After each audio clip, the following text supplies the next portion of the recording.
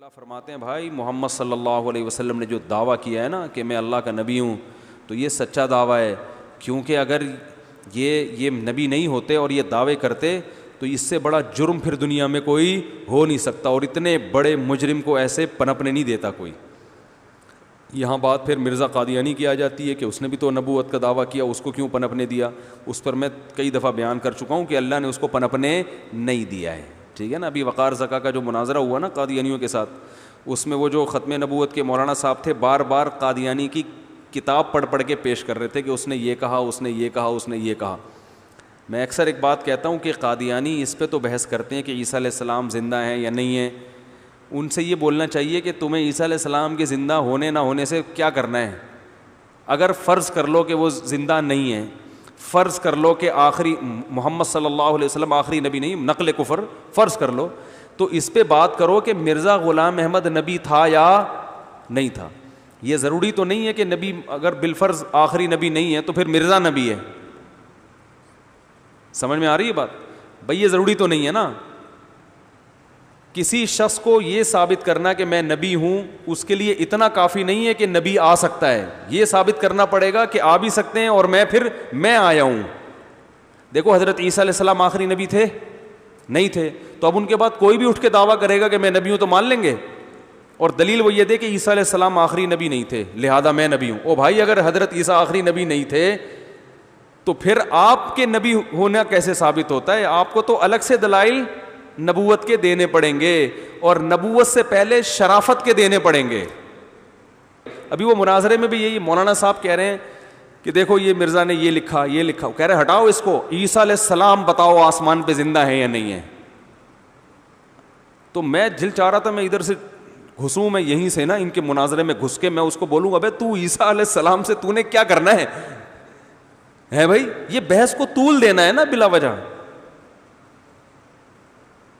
آخری نبی صلی اللہ علیہ وسلم ہے یا نہیں ہے، اس پہ کیوں بحث کر رہے ہو؟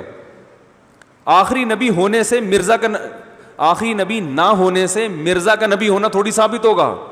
تو اس لیے ختم نبوت کے علماء جو ان کو سمجھتے ہیں نا، وہ کہتے ہیں ان سے ختم نبوت پہ بات ہی نہیں کرو، ان سے اس پہ بات ہی نہیں کرو کہ عیسیٰ علیہ السلام زندہ ہے، ان پہ ڈائریکٹ مرزا پہ آ جاؤ کہ تم یہ سب کچھ کر رہے ہو مرزا کو نبی ثابت کرنے کے لیے۔ تو ہم ان تمام بحثوں سے لا کے ڈائریکٹ مرزا پہ بات کرتے ہیں، اور مرزا کی نبوت پہ نہیں، شرافت پہ۔ بھائی شریف انسان ہونا ثابت کر دو، اور اس سے بڑھ کر میں کہتا ہوں شریف انسان ہونا ثابت کرنے کے لیے آپ کہیں گے بھائی ہر انسان بائی نیچر شریف ہی ہوتا ہے جب تک برے ہونے کے کوئی دلیل نہ ہو، تو ہم بائی نیچر شریف مان لیتے ہیں، فرض کر لیتے ہیں، ہم بدماش ہونا دلائل سے ثابت کریں گے پھر ٹھیک ہے نا۔ ہم اس کی اپنی کتابوں سے ثابت کریں گے کہ اس کی تحریروں سے پتہ چلتا ہے کہ وہ شریف انسان نہیں تھا، اس کی باتوں میں بے انتہا تضاد ہے، بے انتہا گالیاں بھی، آپ کو گالیاں ملیں گی اس کے کلام میں، تو الٹی چیزیں وہ ممبر پہ وہ بیان کرتے ہوئے شرم آتی ہے انسان کو۔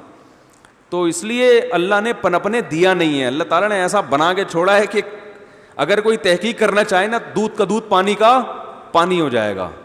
اور محمد صلی اللہ علیہ وسلم کی تو اللہ نے حفاظت کی ہے، ان پر اعتراضات کیا ہوتے ہیں؟ اس قسم کے اعتراضات ہوتے ہیں کہ اعتراض کرنے والا خود ہی شرمندہ ہوتا ہے۔ کوئی ایک ڈھنگ کا اعتراض آج تک آپ صلی اللہ علیہ وسلم کی سیرت پر کسی کافر نے بھی نہیں کیا ہے، تو کوئی اعتراض نہیں بنتا ان لوگوں کا، فضول ادھر ادھر کی لگاتے رہتے ہیں۔ تو جو جھوٹا نبی ہوتا ہے اللہ اس کو پنپنے نہیں دیتے۔ اور یہ بھی لوگ یہ بھی کہتے ہیں کہ مرزا غلام احمد ذلی نبی ہے، ذلی کا مطلب یہ ہوتا ہے کہ اصل نبوت تو نبی صلی اللہ علیہ وسلم کی ہے، یہ ان کا سایہ بن کے انہی کو پروموٹ کرنے کے لیے آیا ہے، صحیح ہے نا؟ اصل تو محمد صلی اللہ علیہ وسلم ہے۔ مثال دیتے ہیں جیسے ہارون علیہ السلام حضرت موسیٰ ہی کو تقویت دینے کے لیے آئے تھے نا، کیا خیال ہے بھائی؟ حضرت ہارون علیہ السلام کیوں آئے تھے حضرت موسیٰ کے دین کو؟ تو یہ بھی ذلی نبی ہے۔ تو عجیب بات ہے، جو تقویت دینے کے لیے نبی آیا ذلی نبی، اس کو خود تقویت کی ٹھیک ٹھاک ضرورت ہے بھائی۔ اور آج تک برطانیہ اس کو کیا کر رہا ہے؟ بچانے آیا تھا اسلام کو غیر مسلموں سے، اور گلوکوز کی بوتلیں کون چڑھا رہا ہے؟ غیر مسلم۔ یعنی آپ ڈاکٹر کے پاس گئے کہ مجھ میں گلوکوز کی کمی ہے, آپ مجھے گلوکوز کی بوتل چڑھا دیں, میرا سامنے سے والے سے پھڈا ہونے والا ہے, تھوڑی پاور آئے گی تو میں لڑوں گا. تو اور کمال کی بات ہے جو ڈاکٹر آپ کو گلوکوز کی بوتل چڑھا رہا ہے پھڈا اسی سے ہونے والا ہے آپ کو. ایسا ہی ہے نا, وہ کہے گا بھائی میرے سے ہی لڑائی ہونے والی ہے.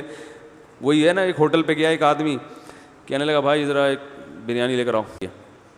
وہ لایا بریانی, بھائی کھا لیا اس نے, کہا کولڈ ڈرنک بھی لیا, میرے پھڈا ہونے والا ہے ٹائٹ قسم کا, ابھی تو ہونے ہی والا ہے. کولڈ ڈرنک بھی لے آیا, چائے بھی لے آیا, ٹائٹ پھڈا ہونے والا ہے. وہ سب کھلا پلا کے اس نے بولا کس سے پھڈا ہونے والا ہے, کہہ رہے پیسے ویسے نہیں ہے, تمہارے سے پھڈا ہونے والا ہے میرا. تو ہوٹل والا اپنے دشمنی کو کھلا کھلا کے کیا کر رہا ہے.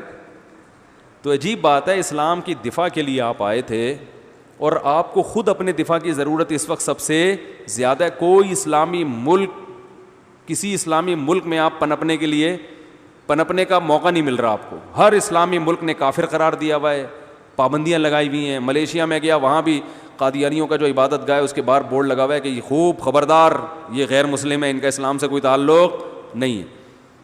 تو خود آپ کو خود کسی اور سے مدد چاہیے. تو اس لیے اللہ نے پنپنے نہیں دیا, کیونکہ اللہ کہتا ہے اس سے بڑا ظالم کوئی نہیں ہے جو اللہ پہ جھوٹ باندھے. تو محمد صلی اللہ علیہ وسلم کا تو آج حج عمرہ ہو رہا ہے, کیسے لوگ مسجد نبی میں قبر مبارک پہ جا کے سلام پیش کرتے ہیں, کیسے کروڑوں سلام پیش کیے جاتے ہیں آپ صلی اللہ علیہ وسلم پر, اور آپ کے آرڈر پہ کیسے جانیں قربان کی جاتی ہیں, اور کیسے اشہد ان لا الہ الا اللہ کے بعد اشہد ان محمد رسول اللہ کی صدائیں بلند ہوتی ہیں.